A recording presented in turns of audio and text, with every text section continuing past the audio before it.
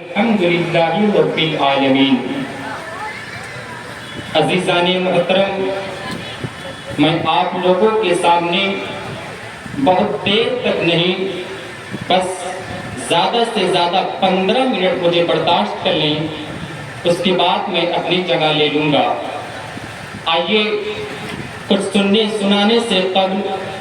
انتہائی عقیدت و محبت کے ساتھ آقائے نامدار، مدینے کے تاجدار، دونوں عالم کے مالک و مختار، انیس بے کساں، چارہ ساز دردمنداں، ہم غریبوں کے غم گسار، مصطفیٰ جان رحمت، شمع بزم ہدایت، شہریار ارم، تاجدار حرم، نوبہار شفاعت، شب یسریٰ کے دولہا، نوشہ بزم جنت، مصطفیٰ کریم علیہ الصلوۃ والتسلیم کی بارگاہ بے کس پناہ میں جھوم جھوم کر بآواز بلند درود پاک کا نذرانہ پیش کریں اور پڑھیں اللہم صلی علی سیدنا و مولانا محمد و بارک وسلم، صلاۃ و سلام علیک یا رسول اللہ صلی اللہ تعالی علیہ وسلم۔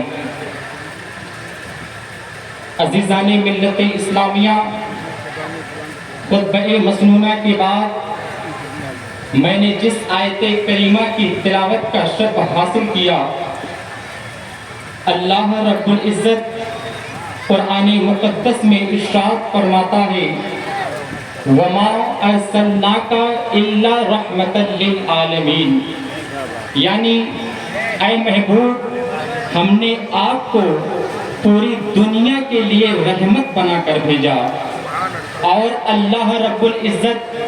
حضرت آدم علیہ السلام سے ارشاد فرماتا ہے لولا محمد ما خلقتک، یعنی اگر محمد صلی اللہ تعالی علیہ وسلم نہ ہوتے تو میں تجھے پیدا نہ فرماتا۔ یہ اللہ رب العزت حضرت آدم علیہ السلام سے ارشاد فرماتا ہے، اور اسی کی ترجمانی شاعر مشرق ڈاکٹر اقبال یوں کرتے ہیں کہ ہو نہ یہ پھول تو بلبل کا ترنم بھی نہ ہو نہ یہ پھول تو بلبل کا ترنم بھی نہ ہو، چمنے دہر میں کلیوں کا تبسم بھی نہ ہو، چمنے دہر میں کلیوں کا تبسم بھی نہ ہو، اور یہ ساقی نہ ہو تو پھر میں بھی نہ ہو تم بھی نہ ہو، یہ ساقی نہ ہو تو پھر میں بھی نہ ہو تم بھی نہ ہو، بزم توحید بھی دنیا میں نہ ہو تم بھی نہ ہو، بزم توحید بھی دنیا میں نہ ہو تم بھی نہ ہو، اور خیمہ افلاک کا استادہ اسی نام سے ہے، خیمہ افلاک کا استادہ اسی نام سے ہے، نبض ہستی تپش آمادہ اسی نام سے ہے، اور جب بریلی کا قلندر عشق و محبت میں ڈوب کر اپنی قلم کو اٹھاتا ہے تو لکھ دیتا ہے زمین و زماں تمہارے لیے، مکین و مکاں تمہارے لیے، چنین و چنا تمہارے لیے، بنے دو جہاں تمہارے لیے، جنا میں چمن، چمن میں سمن، سمن میں پھبن، پھبن میں دلہن، جنا میں چمن، چمن میں سمن، سمن میں پھبن، پھبن میں دلہن، سزائے مہن پہ ایسے منن، یہ امن و اما تمہارے لیے، سزائے مہن پہ ایسے منن، یہ امن و اما تمہارے لیے۔ اور جب حضرت حسان بن ثابت رضی اللہ تعالی عنہ حضور علیہ السلام کے حسن و جمال کی بات کرتے ہیں تو بول پڑتے ہیں وَأَحْسَنُ مِنْكَ لَمْ تَرَ قَطُّ عَيْنِي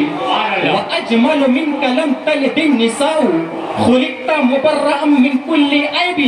كَأَنَّكَ قَدْ خُلِقْتَ كَمَا تَشَاءُ، یا رسول اللہ، آپ سے زیادہ خوبصورت، آپ سے زیادہ حسین و جمیل میری آنکھوں نے دیکھا نہیں، یا رسول اللہ، آپ سے زیادہ حسین و جمیل کسی کی ماں نے آج تک پیدا ہی نہیں کیا،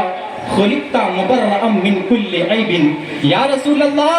آپ کو ہر عیب سے پاک پیدا کیا گیا، کأنک قد خلقت کما تشاء، یا رسول اللہ،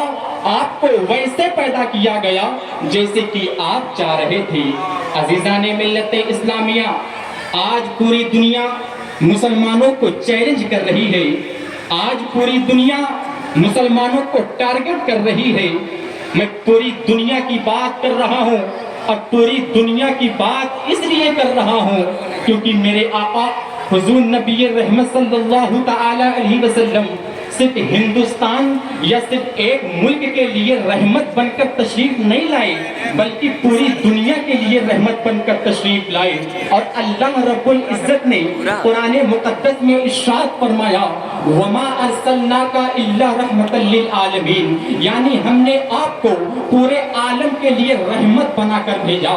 عزیزان ملت اسلامیہ، جب اللہ رب العزت نے ہمارے آقا علیہ السلام کو پورے عالم کے لیے رحمت بنا کر بھیجا تو ہمارا یہ ایمانی فریضہ بنتا ہے، ہمارا یہ ایمانی حق بنتا ہے کہ حضور علیہ السلام کی آمد پر خوشیاں منائیں، حضور علیہ السلام کی آمد پر چراغاں کریں، حضور علیہ السلام کی آمد پر حدود شرع میں رہتے ہوئے حضور علیہ السلام کی خوشیاں منائیں۔ اور ہم خوشیاں کیوں نہ منائیں؟ تاریخ اٹھا کر دیکھ لیں، جب حضور نبی رحمت صلی اللہ تعالی علیہ وسلم کی ولادت نہ ہوئی تھی، حضور نبی رحمت صلی اللہ تعالی علیہ وسلم کی ولادت سے پہلے، اس سے پہلے کے دور کو دور جاہلیت کہا جاتا ہے۔ جب حضور نبی رحمت صلی اللہ تعالی علیہ وسلم اس دنیا میں تشریف نہ لائے تھے تو پوری دنیا میں جہالت تھی۔ جب حضور نبی رحمت صلی اللہ تعالی علیہ وسلم اس دنیا میں تشریف نہ لائے تھے تو پوری دنیا میں ظلم و ستم کا دورہ تھا۔ جب حضور نبی رحمت صلی اللہ تعالی علیہ وسلم اس دنیا میں تشریف نہ لائے تھے تو بیٹیوں کو زندہ درگور کر دیا جاتا تھا، لیکن جب اللہ نے میرے آقا حضور نبی رحمت صلی اللہ تعالی علیہ وسلم کو آمنہ کی گود میں ایک نور بنا کر بھیجا تو اللہ رب العزت نے اس نور کی نورانیت سے پورے عالم کو روشن کر دیا۔ جہاں پر بیٹیوں پر ظلم و ستم ہوتا تھا، جہاں پر بیٹیوں کو زندہ درگور کر دیا جاتا تھا، وہاں بیٹیوں کو اللہ نے فضیلت عطا فرما دی۔ جہاں پر ظلم و ستم عام تھا وہاں پر امن و امان کا گہوارہ بنا دیا۔ جہاں پر جہالت تھی وہاں پر علم و عرفان سے دنیا کو روشن کر دیا۔ آپ اندازہ لگائیں، جب ایسے عظیم ذات کو اللہ رب العزت نے ہمیں عطا فرمائی تو ایسے عظیم ذات کی آمد پر ہم خوشیاں کیوں نہ منائیں؟ ایسے رسول علیہ السلام کی آمد پر ہم چراغاں کیوں نہ منائیں؟ بے شک ملت اسلامیہ، حضور نبی رحمت صلی اللہ تعالی علیہ وسلم ہمارے لیے اللہ کی بہت بڑی نعمت ہے، اور نعمت پر چرچا کرنا یہ قرآن مقدس حکم دیتا ہے۔ وَأَمَّا بِنِعْمَةِ رَبِّكَ فَحَدِّثْ، یہ اپنے رب کی نعمت پر خوب چرچا کرو۔ آج جو پوری دنیا میں عید میلاد النبی کی خوشی منائی جاتی ہے وہ یقیناً اسی آیت کریمہ کے تحت اور بہت سی آیت کریمہ کے تحت اور احادیث مبارکہ کے تحت منائی جاتی ہے۔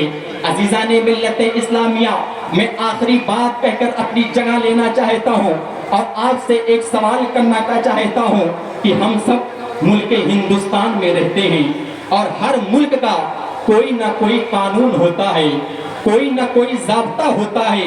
کوئی نہ کوئی قانون ہوتا ہے۔ اسی طرح ہمارے ہندوستان کا بھی ضابطہ ہے، ہمارے ہندوستان کا بھی قانون ہے۔ وہ قانون کیا ہے؟ وہ بھارت کا سنویدھان ہے۔ وہ قانون کیا ہے؟ وہ کانسٹیٹیوشن آف انڈیا ہے، جس پر ہمارے ہندوستان کا قانون چلتا ہے۔ عزیزان ملت اسلامیہ، اگر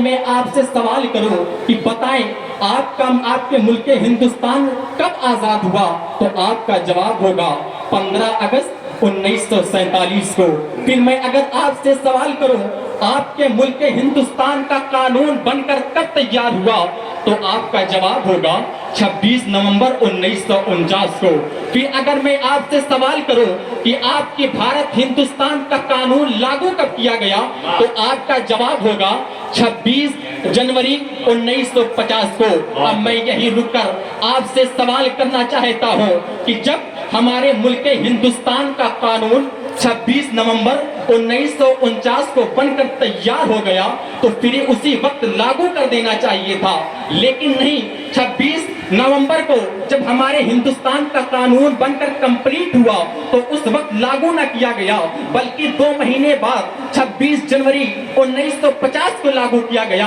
आखिर इसकी वजह क्या है, आखिर इसके पीछे रीजन क्या है? तो मैं आपको बताना चाहता हूँ कि ऐ मुसलमानों, हमारे हिंदुस्तान को आजाद करने की पहली कोशिश 1930 में की गई थी।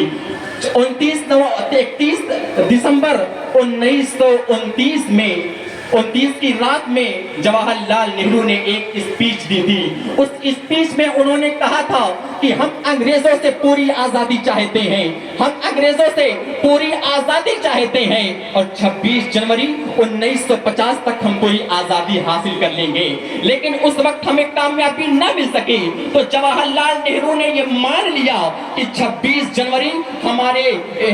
हिंदुस्तान की आजादी का दिन है, हमारी यौम आजादी है। और कांग्रेस ने 1930 से लेकर 1947 तक 26 जनवरी को यौम आजादी के तौर पर मनाया, यौम आजादी के तौर पर मनाया। इसीलिए हमारे हिंदुस्तान का कानून 26 जनवरी 1950 को लागू किया गया, ताकि उस दिन को याद रखा जाए, ताकि उस दिन की मोहब्बत को कायम रखा जाए, ताकि उस दिन की यादगार को बाकी रखा जाए। अजीजाने मिल्लत इस्लामिया, आज पूरे हिंदुस्तान में 26 जनवरी को यौम जमहूरिया के मौके पर इस दिन को याद करके खुशी मनाई जाती है। तो मैं आपसे पूछना चाहता हूं, जब हमारे मुल्क हिंदुस्तान की पहली आजादी की कोशिश की तारीख को याद करके उस दिन खुशी मनाई जाती है, तो जिसके सदके तुफैल में पूरी कायनात सजाई गई, जिसके सदके तुफैल में पूरी कायनात को सजाया और रचाया गया, जिसके सदके तुफैल में हमको जुल्म सितम से आजादी मिली, जिसके सदके तुफैल में हमको जुल्म सितम से आजादी मिली, जब उसका जमाना आए, जब उसका दिन आए, तो हम खुशी क्यों ना मनाए, हम चिरागा क्यों ना मनाए, चिरागा क्यों ना मनाए, खुशियां क्यों ना मनाए? तो शायर बोल पड़ता है कि जब तक ये चांद तारे झिल मिलाते जाएंगे, तब तक जिससे विलादत हम मनाते जाएंगे और खाक हो जाए अदू जलकर मगर हम तो रजा, तो मैं जब तक गम है सुनाते जाएंगे।